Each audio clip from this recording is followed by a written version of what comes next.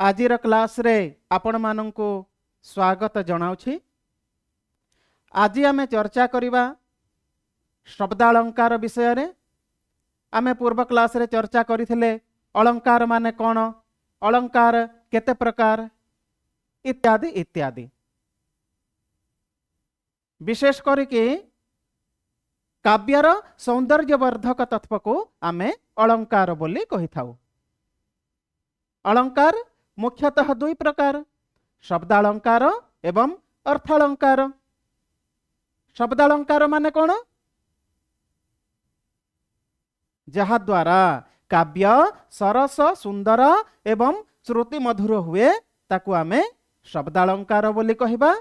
एवं जहा द्वारा काव्यर शब्दर अर्थ रमणीय चित्ताकर्षक होइथाए ताकू आमे अर्थालंकार बोली कहिबा। शब्दालंकार समूह रे केउ सब अलंकार आसिले? अनुप्रास, जमक, श्लेष इत्यादि शब्दालंकार समूह रे आसिले। एहिपरि अर्थालंकार समूह रे उपमा, उत्प्रेक्षा, व्यतिरेक, अर्थांतर न्यास इत्यादि अलंकार आसिले अर्थालंकार समूह रे। ताहेले अनुप्रास अलंकार विषय रे अधिक जानिबा पई आमे आग को बढ़िबा। पिला माने देख समस्ते, पद मध्य रे एक बा एकाधिक व्यंजन वर्ण बारंबार उच्चारित हेले ताकू आमे अनुप्रास अलंकार बोली कहिबा। पद मध्य रे काव्य रे व्यंजन वर्ण जदि बारंबार बारंबार उच्चारित हेबो सही स्थल रे अनुप्रास अलंकार होई थाई। ठीक सही भली भाव रे अनेक व्यंजन वर्णर साम्य रही आवृत्ति हेले अनुप्रास अलंकार होई थाए। पद मध्य रे व्यंजन वर्ण मानक मध्य रे जदि समानता थिबो सही स्थल रे अनुप्रास अलंकार होई थाए। पुणी आमे जानिबा स्वरर वैषम्य थाई मध्य अनुप्रास सृष्टि होई थाए। पद मध्य रे व्यंजन वर्ण मानक मध्य रे समानता थिबो किंतु स्वर वर्ण मानक मध्य रे असमानता थिले मध्य सही स्थल रे अनुप्रास अलंकार होई थाए। प्रसिद्ध आलंकारिक विश्वनाथ कविराज कहंती साहित्य दर्पण ग्रंथ रे अनुप्रास शब्द साम्यम वैषम्ये अपि स्वरस्य जत। एहा को आमे स्पष्ट करिबा पई उदाहरण जानिबा।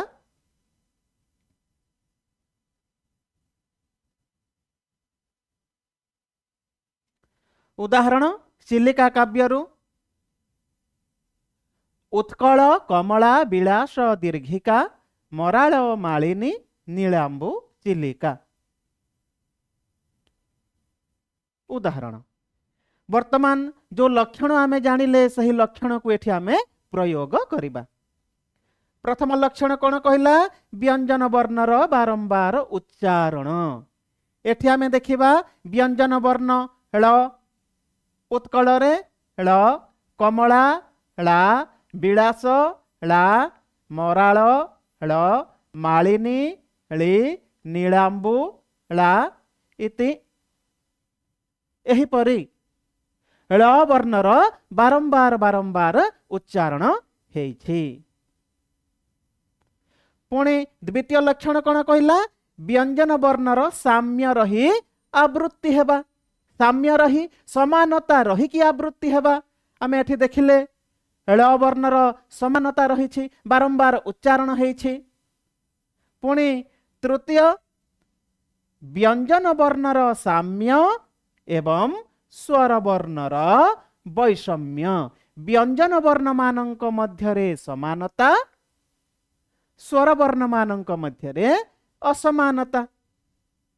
एही पॉइंट को प्रायः पिला माने बुझी पारंती नहीं। आज आमे स्पष्ट करिबा। व्यंजन वर्ण मानक मध्य रे समानता कोन आमे एठी देखिले, स्वर वर्ण मानक मध्य रे असमानता कोन ताकू आमे आज जानिबा। एठी उत्कल रे रहिला ळ, ळ वर्ण केमिति तैयारी होइछे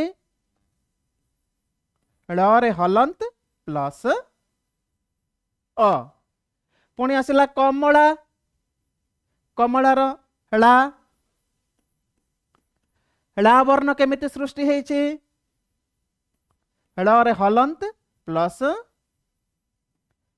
आ पुणी देखिबा मराळ ळ अछि मालिनी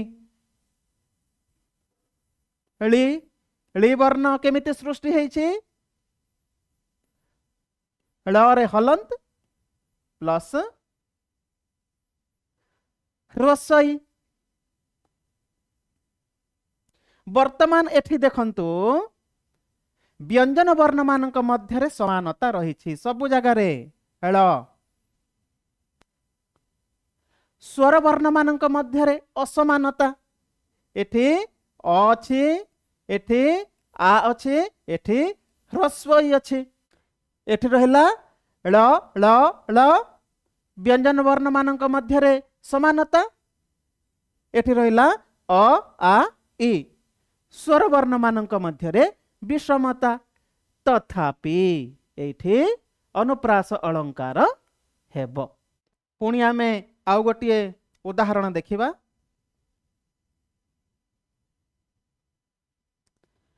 काव्य लावण्यवती कवि सम्राट उपेन्द्र भंजकर देखि नब कालिका बकालिका मालिका स्वर जानी जानीदबा टिके देखि नब कालिका बकालिका मालिका आली कालिका कांत स्मरी रक्षा के मन्ते करी करिबा मत करी गति की ए मन्त विचारी गो सहचरी एहा हेउछि अनुप्रास अलंकारर बहुत सुंदर उदाहरण एही पद्यरे कोन घटिछि क एवं ळ व्यंजन वर्ण मानकर बारंबार बारंबार आवृत्ति घटिछि बा बारंबार उच्चारण होइछि नव कालिका क ळ क बकालिका क ळ क मालिका ळ क आली ळ कालिका क ळ क कांतस्मरी क पुणी एही भली भाबरे मध्य आगको मध्य एठी क क क एही भली भाबरे एही उदाहरण रे एही व्यंजन वर्ण मानकर बारंबार आवृत्ति घटिछि एही व्यंजन वर्ण माने बारंबार उच्चारित होइछन्ति तेणु एठी केउ अलंकार होइछे अनुप्रास अलंकार होइछे एटा फर्स्ट पॉइंट सेकंड पॉइंट रे आसिला कोन व्यंजन वर्णर साम्य रही आवृत्ति हेबा देखिले आमे व्यंजन वर्ण मानक मध्यरे समानता थाई कि आवृत्ति हेइछे पुणी कोन थर्ड पॉइंट रे व्यंजन वर्णर साम्य एवं स्वर वर्णर वैषम्य एहा आमे पूर्व उदाहरण रे स्पष्ट करिथिले बुझी पारिथिबो निश्चय व्यंजन वर्ण मानक मध्यरे समानता एवं स्वर वर्ण मानक मध्यरे विषमता बहुत इंपोर्टेंट क्वेश्चन ए विषय रे आसी थाए पिला माने ध्यान देबे पुणी आमे आग को बढ़िबा एही अलंकार विभिन्न प्रकार रे शब्दर चारुता संपादन करुथबारो नाना विध अर्थात अनुप्रास अलंकार विभिन्न प्रकार जेमिति कि आमे देखिबा या मध्यरे कोन सब अलंकार रहिछन्ति एठी देखंतु छेकानुप्रास वृत्त्यनुप्रास श्रुत्यनुप्रास लाटानुप्रास एवं अंत्यानुप्रास केउ केउ स्थल रे छेकानुप्रास वृत्त्यनुप्रास श्रुत्यनुप्रास लाटानुप्रास अंत्यानुप्रास होई थाए ए विषय रे आमे आग क्लास रे जानिबा आज आपण मानक पई केतेटा प्रश्न नहीं कि आसी ताकू आमे आगे जानी देबा। नंबर 1 पद मध्यरे एक बा एकाधिक व्यंजन वर्ण बारंबार उच्चारित हेले ताकू केउ अलंकार कहा जाए। आम पाखरे चारिटा ऑप्शन अछि। ए जमक अलंकार, बी रूपक अलंकार, सी छंदालंकार, डी अनुप्रास अलंकार। उत्तर जानि नियंतु। उत्तर हैला अनुप्रास अलंकार। नेक्स्ट क्वेश्चन को जिबा। क्वेश्चन नंबर 2 अनेक व्यंजन वर्णर साम्य रही आवृत्ति हेले केउ अलंकार हुए। चारिटा ऑप्शन एठी पुणी श्लेष अलंकार, अनुप्रास अलंकार, छंदालंकार, रूपक अलंकार। आमे देखिदबा। उत्तर हैला सेम अनुप्रास अलंकार। जेहेतु आमे एठी अनुप्रास अलंकार विषय रे पढ़िछे सेथिपई अनुप्रास अलंकार संबंधित प्रश्न आसीबो। पुणी आगको क्वेश्चन नंबर 3 देखी नव कालिका बकालिका मालिका आली कालिका कांत स्मरी। एथिरे केउ अलंकार प्रयुक्त। चारिटा ऑप्शन रहिला श्लेष अलंकार, अनुप्रास अलंकार, जमक अलंकार, रूपक अलंकार। उत्तर तुमे माने जानिछ अनुप्रास अलंकार। नेक्स्ट आगको जिबा। क्वेश्चन नंबर 4 एमानंक मध्यरु केउटा अनुप्रास अलंकारर प्रकार नुहे। केउटा नुहे कहि परिबो। चारिटा ऑप्शन श्लेषानुप्रास, श्रुत्यनुप्रास, छेकानुप्रास, लाटानुप्रास। जानी देबा उत्तरटा कोन श्लेषानुप्रास। क्लियर। पुणी आमे नेक्स्ट क्वेश्चन को जिबा। क्वेश्चन कोन उत्कल कमला विलास दीर्घिका मराळ मालिनी नीलांबु चिल्लिका। एथिरे केउ अलंकार प्रयुक्त। श्लेष अलंकार, जमक अलंकार, अनुप्रास अलंकार, रूपक अलंकार। उत्तरटी समस्ते जानिछ। देखिदबा अनुप्रास अलंकार। आज आमे एठी अनुप्रास अलंकार विषय रे जानिले। आजिर एही अध्याय को आमे एठी रखिबा। आगामी अध्याय रे आमे अनुप्रास अलंकार प्रकार भेद विषय रे जानिबा।